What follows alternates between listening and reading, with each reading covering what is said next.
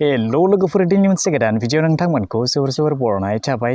नोंथांमोना मिथिगौ साननैसो सिगांनिफ्रायनो गासै भारतआव अग्निपथ स्किम अग्निवीर पस्टखौ लानानै जोबोरैनो दावराव दावसि जागासिनो दङ। बेखिनियाव नोंथांमोननि सेराव दिनै भारत सरकारथिंजायनिफ्राय मोनसे जोबोरै मोजां खौरां नोंथांमोननो फोसावनानै होदों। बिदिब्ला नोंथांमोना मिथिगौ अग्निवीर पस्टनि थाखाय नौसेना वायुसेना आरो धलसेना मोनथामबो डिपार्टमेन्टनि थाखाय नोंथांमोननो बेवहाय साख्रि थिसननाय जागोन होननानै फोरमायदोंमोन।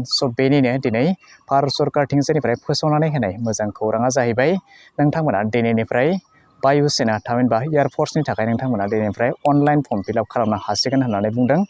फैबाय थानाय 5 जुलाइ 2022 सिगां नोंथांमोना बेवहाय अनलाइन फर्म फिलआप खालामनो हागोन होननानै बुंदों। अग्निवीराव साख्रि मावनायनि बेनिफिटआ मा थागोन, बेवहाय सेलारि बेसेबां थागोन आरो बेवहाय बेनि जे रिटायार स्किम बे बेसेबां जागोन आरो बेवहाय इन्सुरेन्सआ माबोरै जागोन, बेनि एप्लाइ प्रसेसआ माबोरै जागोन आरो बेनि सेलेक्शन प्रसेसआ माबोरै जागोन, बेसेबां पार्सेन्टेज नांगोन, बेफोर गासै खौरांखौ नोंथांमोननो दिनैनि बे भिडिअनि गेजेरजों आबुङै फोरमायनानै होनाय जागोन।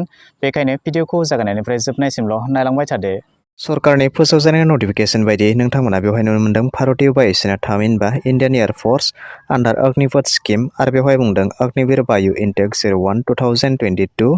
बेवहाय नोंथांमोना मोनसे खोथाखौ नोजोर होब्लानो जाबाय जे बेवहाय भारत आरो नेपाल मोननैबो हादोरनि फरायसा बिथांमोनानो बेवहाय एप्लाइ खालामनो हागोन होननानै बुंदों। जायफोर फरायसा बिथांमोना नेपालनि आरो बिथांमोना जुदि आनमेरिड मेलब्ला बिथांमोना बेवहाय एप्लाइ खालामनो हागोन। बेनिफ्राय अनलाइन रेजिस्ट्रेशन खालामनायनि स्टार्टिं डेटआ जागायदोंमोन थांनाय 24 जुन 2022 निफ्राय लानानै फैगौ 5 जुलाइ 2022 सिम थागोन होननानै बुंदों आरो नोंथांमोननि जि अनलाइन एग्जाम डेट बेखौ होदों 24 जुलाइ 2022 निफ्राय जागायगोन होननानै बुंदों। अनलाइन रेजिस्ट्रेशन खालामनो थाखाय सरकारथिंजायनिफ्राय नोंथांमोननि सुबिदानि थाखाय मोननै अफिसियेल वेबसाइट बानायनानै होदों। नोंथांमोना बे मोननै वेबसाइटनि गेजेरजों थांनानै रेजिस्ट्रेशनखौ खालामनानै लानो हागोन। बे जाबाय indianearforce.nic.in आरो गुबुन मोनसेया जाबाय careerindiaearforce.cdac.in। बे मोननै अफिसियेल वेबसाइटआव थांनानै नोंथांमोना अनलाइन एप्लाइ खालामनानै लानो हागोन आरो बेवहाय बुंदों अनलाइन एप्लाइ खालामनायखौल'सो एक्सेप्ट खालामनाय जागोन होननानै बिथांमोना दानिया एप्लाइ खालामनो थाखाय मा डकुमेन्ट्स नांगोन, बेवहाय फोरमायखानाय बायदि 4A आव दङ क्लास 10 थामहिनबा मेट्रिक पास जानाय सार्टिफिकेट नोंथांमोना बेवहाय होफानांगोन होननानै बुंदों। बेयाव दङ इन्टारमिडियेट थामहिनबा 10+2 नोंथांमोना मार्कशिटखौ होफानांगोन, नङाब्ला 3 इयार्सनि इन्जिनियार डिप्ल'मा फाइनेल इयारनि मार्कशिटखौ होफानांगोन, नङाब्ला 2 इयार्सनि भकेसनेल कर्सनि मार्कशिटखौ नोंथांमोना होफानांगोन होननानै बुंदों।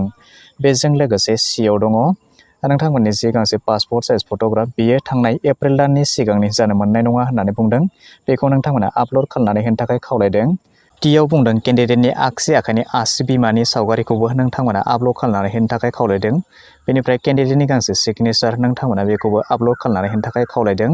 एफआव बुंदों जुदि फरायसाया थामहिनबा एप्लिकेन्टआ 18 बोसोरनि गाहायनिब्ला बिथांमोननि बिमा आरो बिफानि सिगनेचारखौबो आपल'ड खालामनानै होनो थाखाय खावलायदों।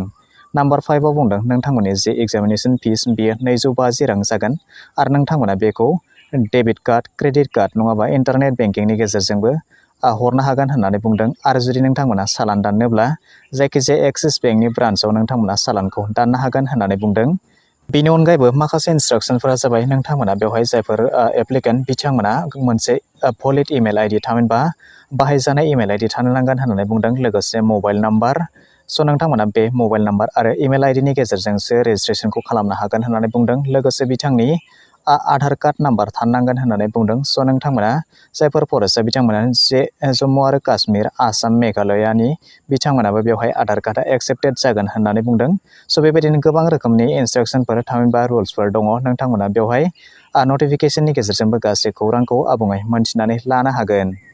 दानिया फैदो एलिजिबिलिटि क्राइटेरिया। डेट अफ बार्थआ बिथांनिया 29 डिसेम्बर 1999 नि सिगांनि जानो मोननाय नङा आरो 29 जुन 2005 नि उननि जानो मोननाय नङा होननानै बुंदों। बेनिफ्राय बांसिन बैसोआ जाहैबाय 23 बोसोर। जायफोर बिथांमोनानोखि 23 बोसोरनि गाहायनि बिथांमोना बेवहाय एप्लाइ खालामनो हागोन।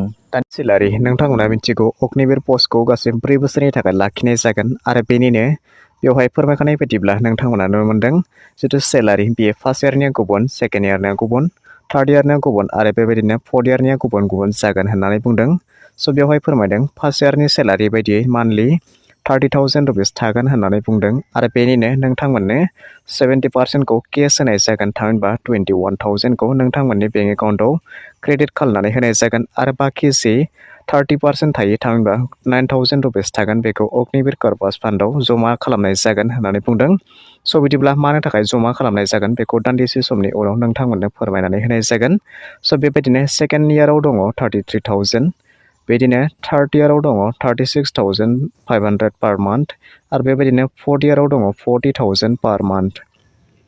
स' दानिया नोंथांमोना बेवहाय नुनो मोन्दों अग्निवीर कर्पस फान्डआव जे लाखिनाय जादोंमोन 30,000, बेनिनो गासै 4 इयाराव नोंथांमोननि बे टटेल एमाउन्टआ जाहैगोन 5,02,000 रुपिस। स' बेनिनो दानिया नोंथांमोना जेब्ला 4 इयार्सनि उनाव थामहिनबा 4 बोसोरनि उनाव नोंथांमोना जेब्ला एग्जिट जागोन थामहिनबा रिटायार जागोन बेनि उनाव नोंथांमोना गासै सेवानिटि पेकेज महरै नोंथांमोननो गासै केपिटेल आरो इन्टारेस्टजों लोगोसे 10,04,000 रुपिस नोंथांमोना बे फान्डखौ मोननो हागोन होननानै बुंदों।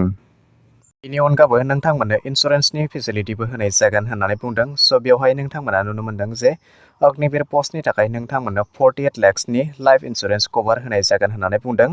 बेनि गुबै जाहोनानो जाहैबाय नोंथांमोना जेब्ला बे 4 बोसोरनि थाखाय अग्निवीर पस्टआव थायो जेब्ला बे समाव जुदि नोंथांनि डेथ नङाब्ला डिसेबिलिटि जायोब्ला नोंथांमोना बे इन्सुरेन्स पलिसिखौ क्लेम खालामनो हागोन होननानै नोंथांमोननो फोरमायनानै होदों।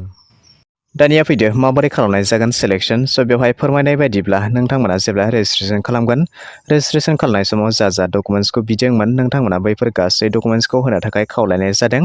बेनि उनाव नोंथांनि जि डकुमेन्ट्स बे डकुमेन्ट्सखौ बिथांमोना नायबिजिरगोन आरो बिजिरनायनि उनाव जुदि नोंथांनि गासै डकुमेन्ट्सआनो जुदि रोखा दङब्ला बिथांमोना नोंथांखौ सिलेक्शन लिस्टआव लाबोनाय जागोन। बेनिफ्राय एप्रुभेल होखांनायनि उनाव नोंथांमोननि जि इमेल आइडि बे इमेल आइडिनि गेजेरजों नोंथांखौ एग्जामनि थाखाय हांख्रायनाय जागोन आरो बे एग्जामा जागोन फैगौ 24 जुलाइ 2022 खालार खालि जागोन होननानै बुंदों। स' बेखायनो नोंथांमोना बे इमेल आइडियाव फैनाय जि मेल बेखौ नोंथांमोना कालार प्रिन्ट खालामनानै नोंथांमोना एग्जाम हलसिम नुजाहैनो नांगोन होननानै बुंदों। जुदि नोंथांमोना बे एग्जामाव पास जानो हायोब्ला नोंथांनि जि प्रफेसनेल लिस्ट बेखौ फैगौ 1 डिसेम्बर 2022 खालार खालि फोसावनाय जागोन होननानै बुंदों। बेनि उनाव बेखौ खालामखांनायनि उनाव नोंथांमोननि जि एनरलमेन्ट लिस्ट बेखौ फैगौ 11 डिसेम्बर 2022 खालार खालि फोसावनाय जागोन होननानै बुंदों। बेनि गेजेरजों नोंथांमोनखौ इकल लेटार बेवहाय हरनाय जागोन आरो नोंथांमोना बियो जुदि नोंथांमोना बेसिम उथ्रिसार जानो हायोब्लानो नोंथांमोना बेवहाय साख्रि मोननो हागोन।